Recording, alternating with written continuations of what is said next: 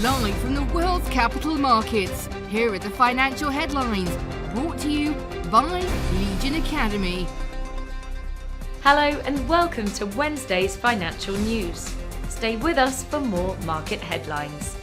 Oil rose $1 per barrel on high summer fuel demand, while supplies remained tight because of sanctions on Russian oil after its invasion of Ukraine. Prices drew support when ExxonMobil Corp chief executive Darren Woods predicted 3 to 5 years of fairly tight oil markets. Since recovering from a Saturday current year low, XRP has underperformed the broader market. Uncertainty over the SEC versus Ripple case has tested support. Euronext said it has changed how it calculates risk in government bond trades in the first step of what it hopes will transform the European exchange into a regional clearinghouse, on a par with rivals like the London Stock Exchange and Deutsche Börse. The Bitcoin-dollar pair exploded 3% in the last session. The MACD is giving a negative signal. The gold-dollar pair made a minor downwards correction in the last session, dropping 0.2%. The MACD is giving a positive signal. Twitter shares gained 0.7% in the last session.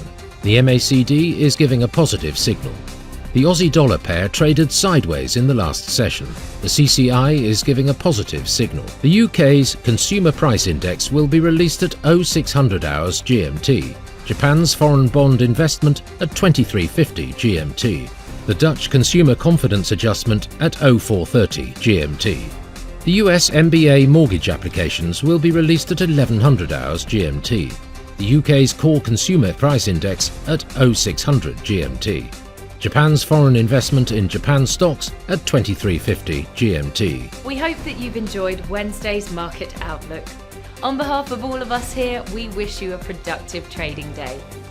Be sure to join us tomorrow morning for the latest news and events from the financial markets.